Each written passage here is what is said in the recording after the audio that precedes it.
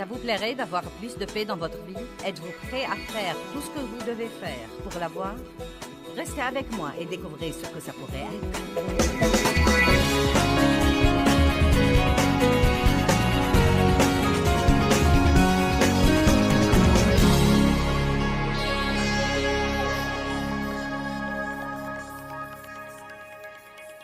Arrêtez de séparer le sacré du profane. Et vos dons alors? Nous avons tous des dons que Dieu nous a donnés et il nous est facile de faire la chose pour laquelle nous sommes doués. Nous aimons la faire. J'aime enseigner. Je ne suis pas vraiment obligée, non, mais j'étudie et je travaille là-dessus de ce point de vue, mais c'est quelque chose qu'il m'est facile de faire. Allons à Romains 12.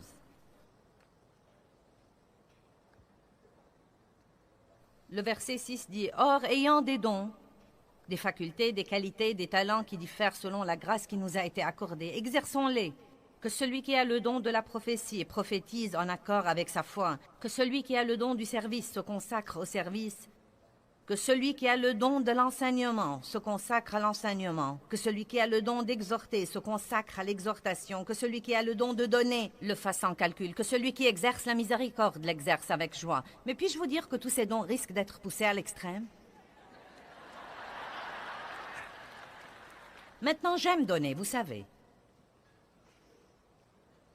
Dieu m'a changé après avoir été très égoïste et égocentrique. Et j'aime vraiment donner. Je crois que l'un de mes dons est de donner, vous savez.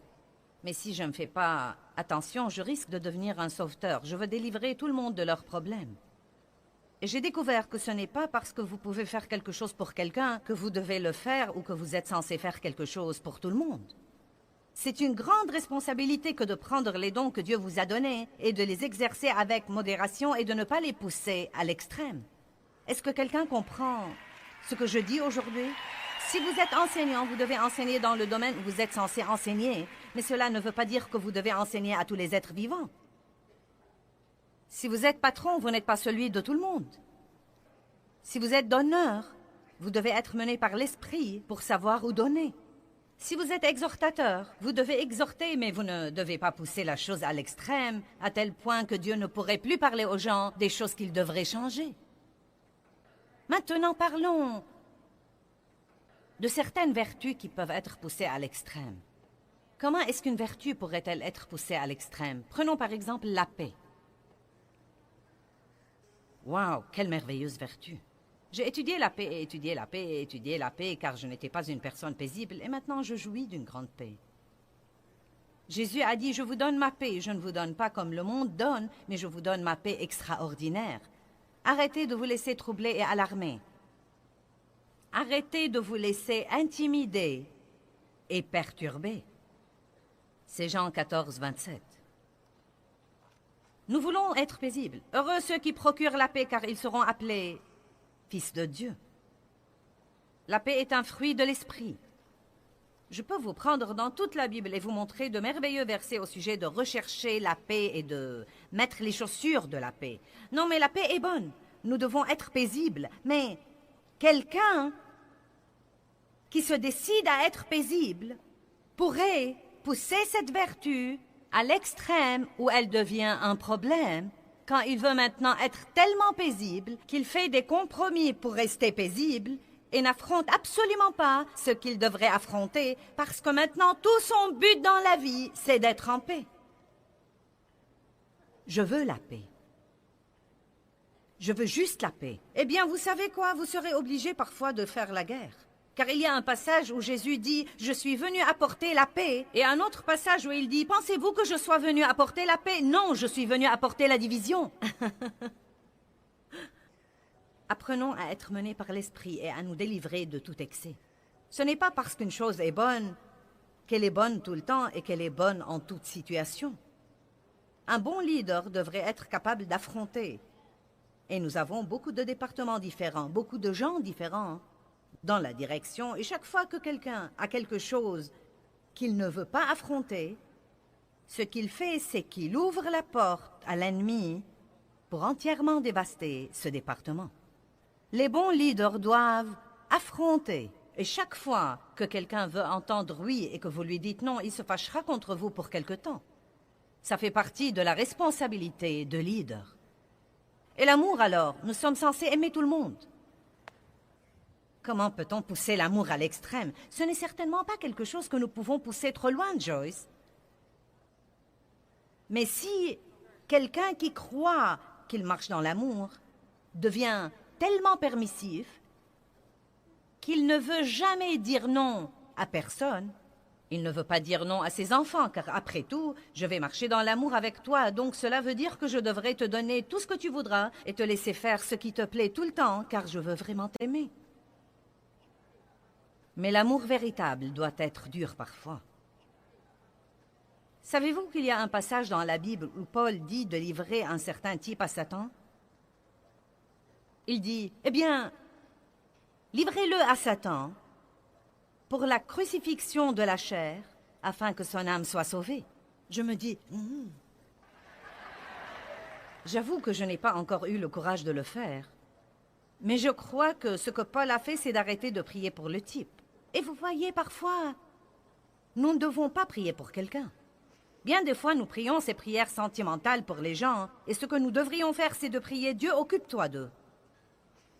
Et rends-les si malheureux qu'ils ne pourraient pas le supporter, jusqu'à ce qu'ils comprennent qu'ils devraient faire les choses à ta façon. Et parfois, au lieu de prier toutes ces prières de protection pour les gens, « Oh Dieu, bénis-les, bénis-les, bénis-les ». Et vous savez, lorsqu'il s'agit de vos enfants, c'est dur de ne pas prier « Bénis-les, bénis-les, bénis-les ». Vous devez parfois dire « Dieu, fais tout ce que tu dois faire pour les toucher et aide-moi à ne pas les secourir quand les choses vont mal ». L'amour véritable doit parfois être dur. Et porter du fruit alors. Genèse 1, verset 28 dit « Fructifiez et multipliez et remplissez la terre ». Jean chapitre 15 dit « Portez du fruit ». Pour porter du fruit, nous devons grandir. Mais vous savez, parfois, dans notre désir de porter du fruit, nous sommes obsédés par les chiffres. Combien de temps ai-je prié? Combien de chapitres ai-je lu? Combien de personnes sont venues à la réunion? Combien de gens... J'avais l'habitude de m'exaspérer. Combien de personnes sont venues à la réunion? Combien de chambres avons-nous réservées? Combien de courriers avons-nous reçus? Combien? Combien? Combien? Combien? Et mes émotions étaient en haut, en bas, en haut, en bas. Et j'ai commencé à voir ce passage dans la Bible où David amène la peste en Israël pour avoir compté le peuple et que ceci fut mauvais aux yeux de Dieu. Et je n'ai jamais vraiment compris ça, parce qu'il y a un passage où Dieu dit à Moïse de compter le peuple, et c'était bon. Donc, ce peut être bon parfois de compter quelque chose, mais nous devons savoir pourquoi nous comptons tout le temps. Qui sait que c'est un problème pour les gens dans la prière? Combien de temps ai-je prié? Nous mettons la montre. Eh bien, j'ai prié 1 heure. Je suis vraiment spirituelle aujourd'hui. Waouh! Combien de pages ai-je lu? Ouh! J'ai lu tout le livre de Matthieu. Qu'importe si vous n'avez rien appris. Vous l'avez lu.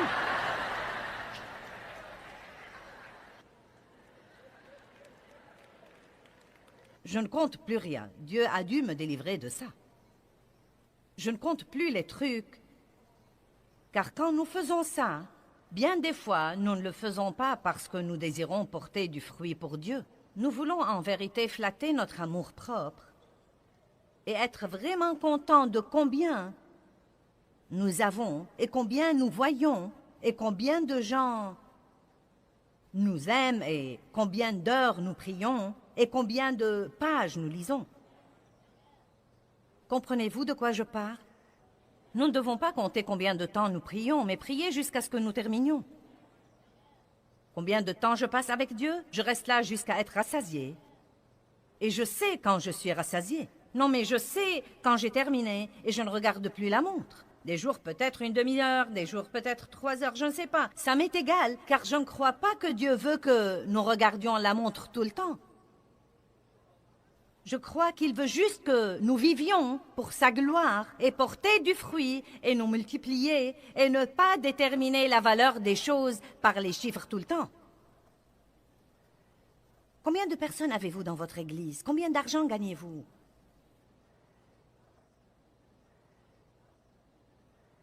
La Bible nous dit aussi d'être ferme. Être ferme.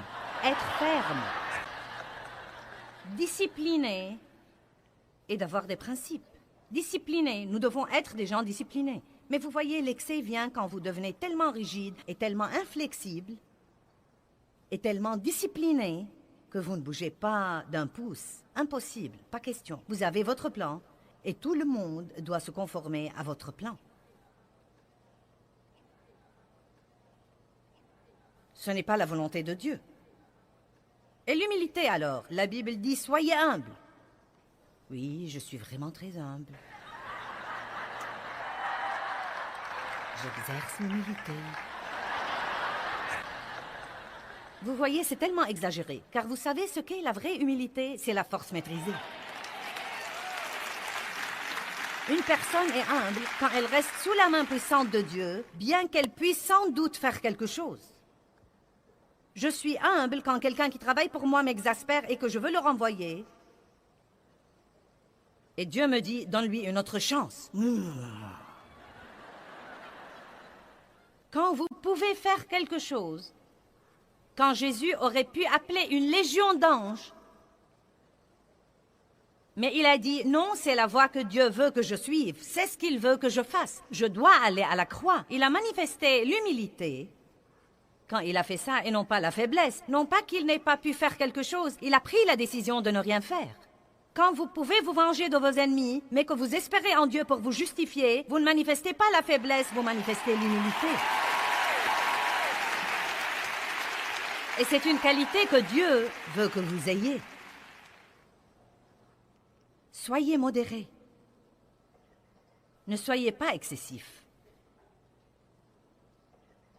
Et l'honnêteté alors? La Bible nous dit d'être honnête, c'est une merveilleuse qualité. Mais elle ne nous dit pas d'être brutaux. Tu aimes mes cheveux? Non, ta coiffure est tellement laide.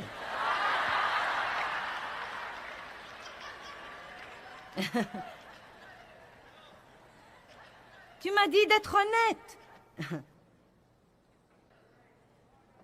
La Bible dit de dire la vérité dans l'amour. Nous devons être honnêtes.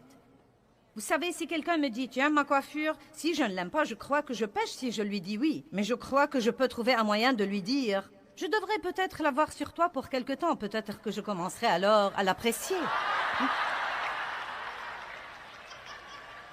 La plupart des gens qui m'entourent ne me demandent mon opinion que s'ils la veulent vraiment parce que je leur dis la vérité. Mais nous devons dire la vérité dans l'amour et ne pas être impolis envers les gens. Maintenant, le dernier domaine dont je veux vous parler. La Bible nous dit de ne pas fréquenter les gens qui sont immoraux. Et pourtant, Jésus a mangé avec les percepteurs, les prostituées, et était l'ami des pécheurs. Maintenant, je voudrais que nous allions à 1 Corinthiens 5.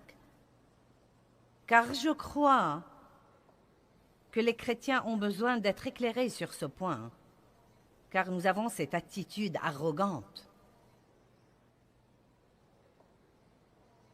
Nous jugeons et nous critiquons, et nous sommes trop bons pour parler à quelqu'un et trop bons pour manger avec quelqu'un parce qu'il est pécheur.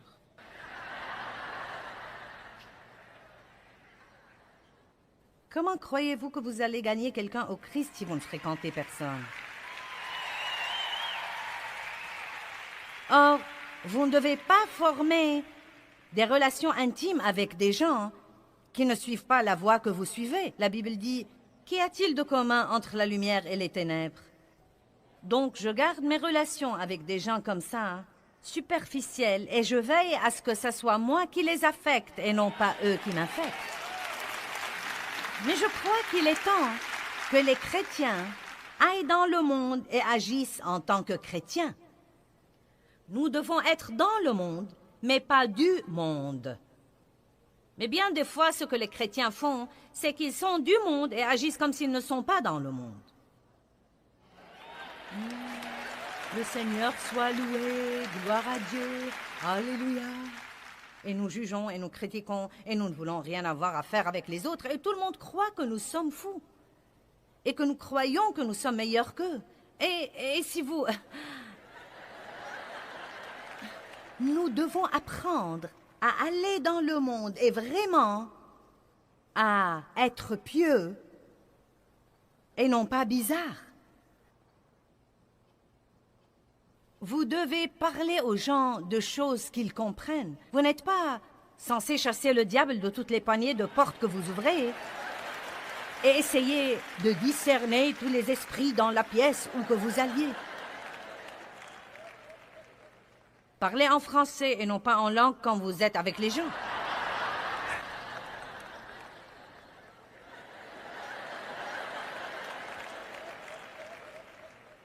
Les gens religieux jugent et critiquent tout le monde et ils ne veulent rien avoir à faire avec personne.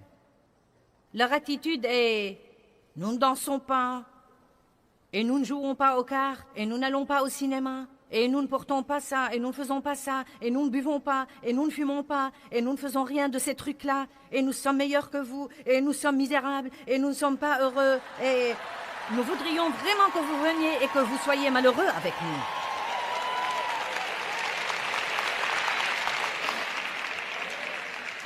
Vous feriez mieux d'aller vous amuser un peu avec les gens. Vous n'avez pas à écouter des cochonneries, ni faire des commérages, ni aller voir des films cochons. Ayez une échelle de valeur. Mais si vous voulez être gentil avec les gens et que vous voulez les aimer vraiment, mais maintenir un niveau d'intégrité dans votre vie, ils trouveront finalement quelqu'un qu'ils peuvent respecter et qui a quelque chose qu'ils voudraient avoir.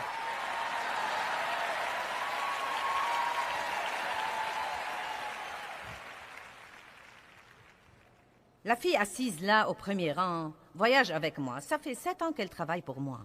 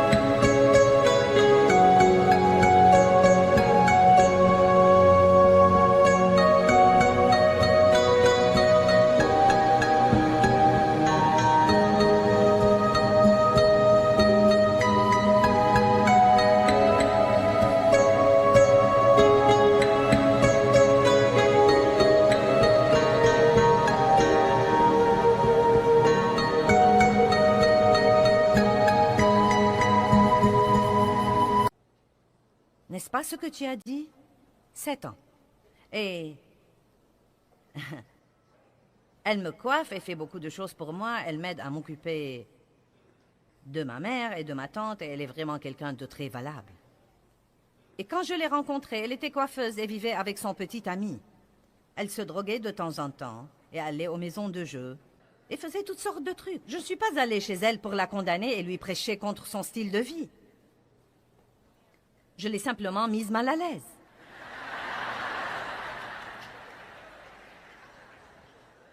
J'étais vraiment gentille avec elle et je lui offrais des cadeaux et, vous savez, je priais pour elle. Et de temps en temps, je lui glissais un petit quelque chose. Et un jour, je lui ai dit, donc tu sais, cette histoire de vivre avec ton petit ami, qu'est-ce que ça te fait? Elle me dit, eh bien, je sais que c'est mauvais. Donc, pourquoi tu le fais? Parce que je ne fais pas confiance aux hommes. J'ai été abusée par un homme et Je lui dis, eh bien, tu as un fils, n'est-ce pas? Oui. Je lui dis, qu'est-ce qu'il en pense, à ton avis? Elle me dit, nous dormons dans des chambres séparées. Ce n'est donc pas un problème pour lui. Je lui dis, oh bien.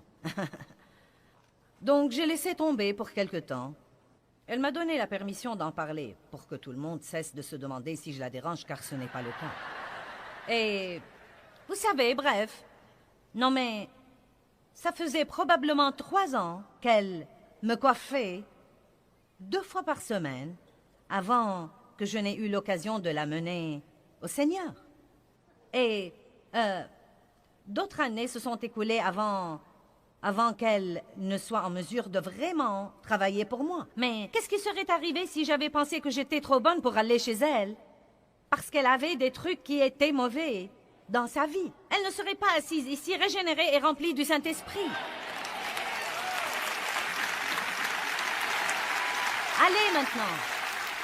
Ce n'est pas parce que vous êtes sauvés que vous ne pouvez plus parler à vos parents et que vous ne pouvez pas faire ceci et que vous ne pouvez pas faire cela et que vous ne pouvez pas faire quelque chose d'autre.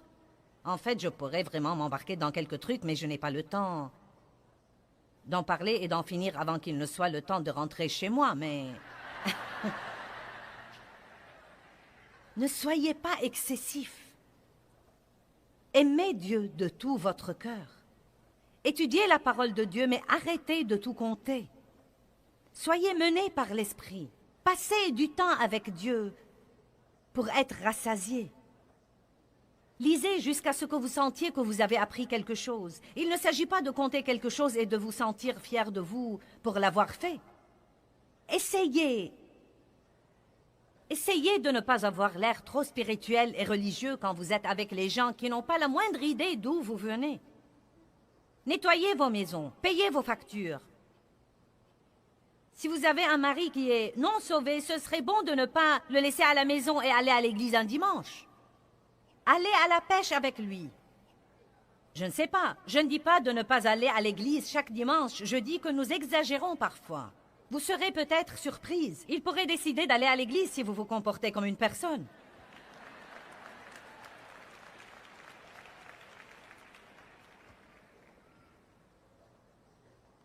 Je ne vais vous laisser aller nulle part avant de m'assurer que vous avez compris tout ceci. Combien d'entre vous l'ont compris?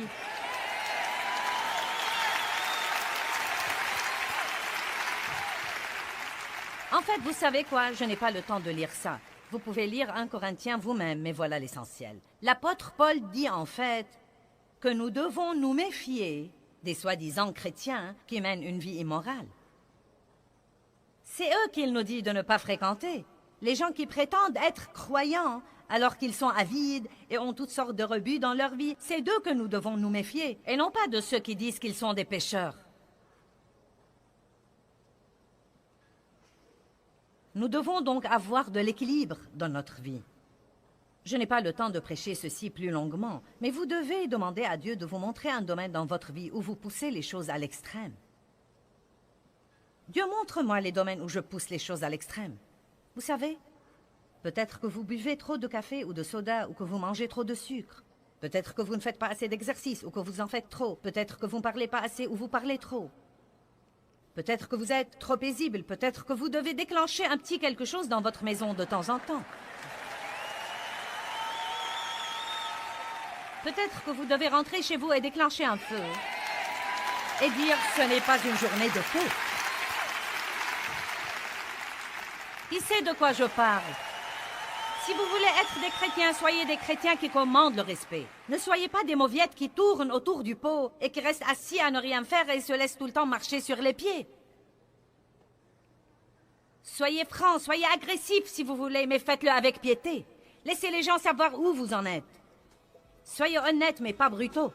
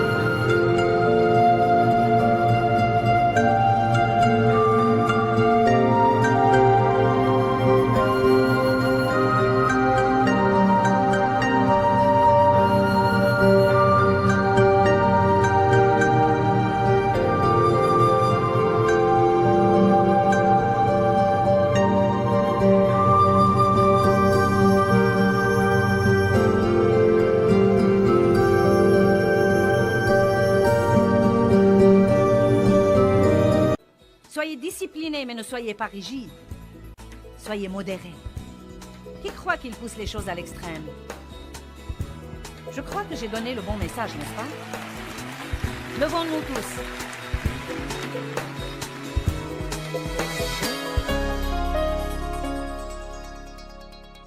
Eh bien, les pensées ont tout à voir avec les émotions et vos pensées peuvent littéralement soit vous exciter, vous angoisser et vous exaspérer, soit vous aider à vous calmer et vous apaiser. Nous devons être fermes, disciplinés et bien équilibrés dans nos vies, et nos pensées ont beaucoup à voir avec ça. Peut-être que vous pensez tous, eh bien, je ne peux rien changer à mes pensées. Eh bien, la première chose que vous devez apprendre, c'est que vous pouvez choisir vos pensées et vous devez le faire avec précaution.